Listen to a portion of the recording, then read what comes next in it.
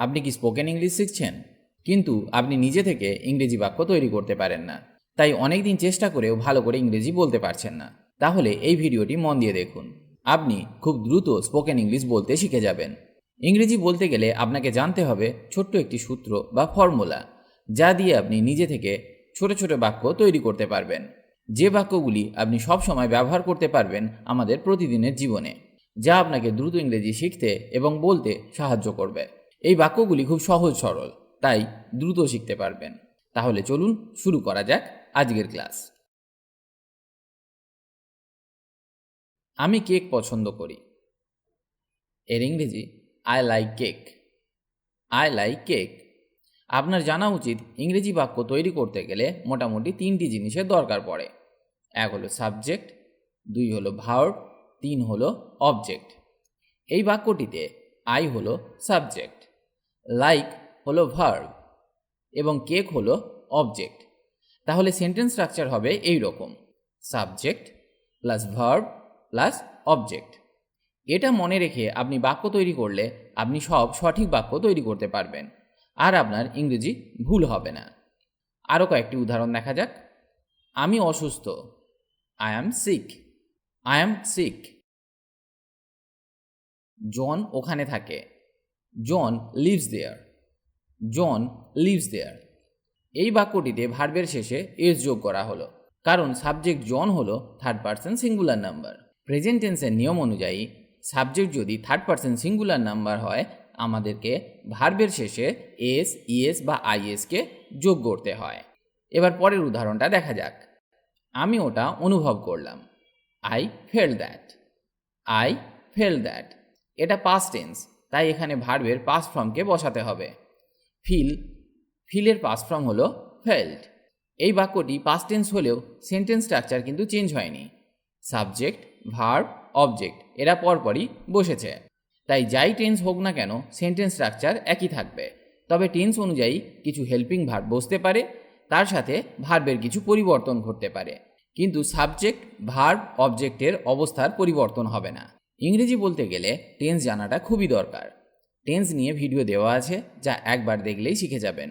খুব সহজভাবে টেন্স শেখানো আছে, তাই অবশ্যই একবার ভিডিওটি দেখে নেবেন। এবার পরের উদাহরণটা দেখা যাক। আমরা কাজ করব। We will work. We will work. এটা ফিউচার টেন্স। জন ঢেকুর তুলল। John burped. John burped. Burped মানে ঢেকুর তোলা। চলুন এবার এক এক করে কিছু বাক্য শেখা যাক, যা ইংরেজি বলতে আপনাকে প্রতিদিন সাহায্য করবে। আমি কাজ করছি। I am working. I am working. আমার বাবা লম্বা। My father is tall. My father is tall. আমার একটা বন্ধু লাগবে। I need a friend. I need a friend. আমি বাইরে দৌড়ে গেলাম। I ran outside. I ran outside. আমি তোমার শত্রু নই। I am not your enemy. I am not your enemy. সে একজন ডাক্তার। He is a doctor. He is a doctor. সে কি doctor? Is he a doctor? Is he a doctor. এটা ইন্টারোগেটিভ সেন্টেন্স, মানে প্রশ্নসূচক বাক্য। আপনার জানা উচিত ইংরেজি বলতে গেলে আপনাকে প্রশ্ন করাও শিখতে হবে, তবেই আপনি ফ্লুয়েন্টলি ইংলিশ বলতে পারবেন। প্রশ্ন করতে গেলে হেল্পিং ভার্বের সাহায্য নিতে হয়, কিংবা ডব্লিউএইচ ওয়ার্ডের সাহায্য নিতে হয়। এই বাক্যটিতে হেল্পিং ভার্ব হলো ইজ, এবং হেল্পিং ভার্বটিকে সাবজেক্টের আগে বসাতে হয় এবং বাক্যের শেষে ইন্টারোগেটিভ সাইন বসাতে হয়, তবেই একটি ইন্টারোগেটিভ সেন্টেন্স তৈরি হয়। আর একটা উদাহরণ দেখা যাক। আপনি কি আমাকে সাহায্য করতে পারবেন? Can you help me? Can you help me? Can হলো মডাল ভার্ব বা হেল্পিং ভার্ব, যা ইন্টারোগেটিভ সেন্টেন্স গঠনে সাহায্য করছে। আর একটা উদাহরণ দেখা যাক। ওনার বয়স কত? How old is he? How old is he? এখানে হাউ হলো ডব্লিউএইচ ওয়ার্ড, যা ইন্টারোগেটিভ সেন্টেন্স গঠন করতে সাহায্য করছে। পরের উদাহরণটি দেখা যাক। কি বললে? What did you say? What did you say? WH word দিয়ে সেন্টেন্স স্ট্রাকচার সাধারণত এই রকম হয়ে থাকে। এটা আপনাকে মনে রাখতে হবে। তাহলে আপনি শিখে গেলেন কিভাবে বাক্য তৈরি করতে হয় এবং তার সাথে এটাও শিখলেন ইন্টারোগেটিভ সেন্টেন্স কিভাবে গঠন করা হয়। আশা করি আর আপনার খুব একটা অসুবিধা হবে না। চলুন এবার কিছু ইংরেজি শেখা যাক। খাবার আনো, ব্রিং ফুড, ব্রিং ফুড। আমি একটা চিৎকার শুনলাম, I heard a scream, I heard a scream. কি সাহস, what a nerve, what a nerve. আপনি আমার রাস্তা আটকে রেখেছেন, you are in my way, you are in my way.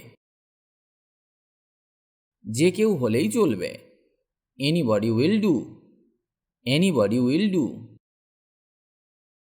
কোনো অসুবিধা নেই, নো প্রবলেম, নো প্রবলেম।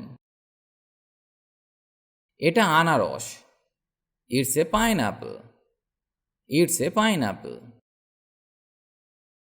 আমি তোমাকে চিৎকার করতে শুনলাম, I heard you scream, I heard you scream.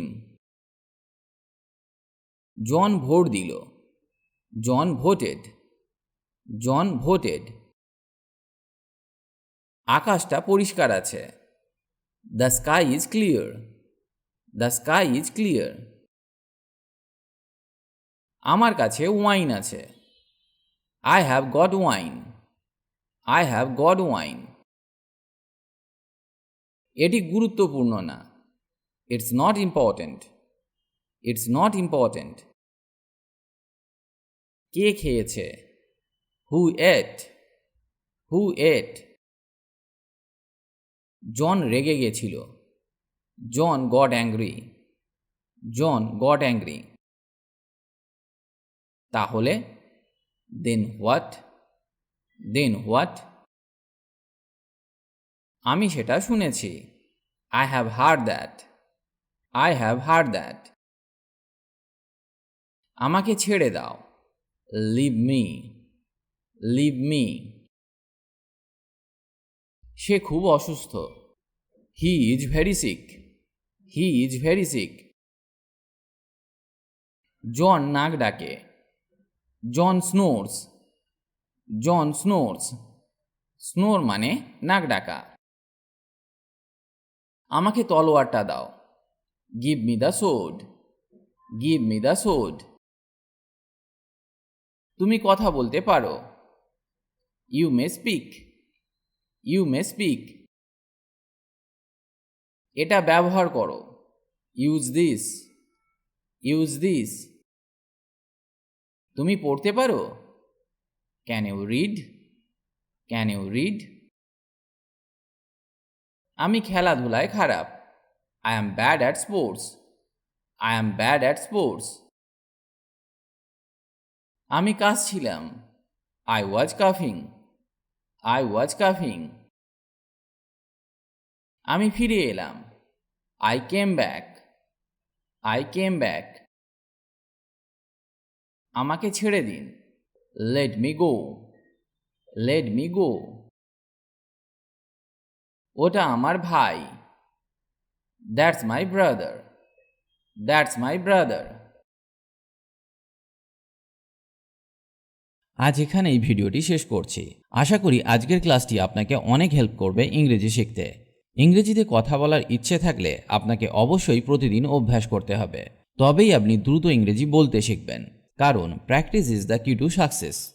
অভ্যাসই হলো সাফল্যের চাবিকাঠি। তার সাথে আপনাকে শিখতে হবে বেসিক কিছু ইংলিশ গ্রামার, যেমন tense, parts of speech, preposition, model verbs, helping verbs ইত্যাদি। কারণ এদের ব্যবহার না জানলে সঠিক ইংরেজি শেখা সম্ভব নয়। অনেকেই এদেরকে শিখতে পারেন না, কারণ তারা মনে করেন ইংরেজি গ্রামার খুব কঠিন। আপনি আমাদের গ্রামার ক্লাসগুলি মন দিয়ে দেখুন, খুব সহজে সমস্ত গ্রামারগুলি শেখানো আছে, যা একবার দেখলেই আপনি শিখে যাবেন। লিঙ্ক ডেসক্রিপশন বক্সে পেয়ে যাবেন। সবাই ভালো থাকুন আর আমার সাথে ইংরেজি শিখতে থাকুন।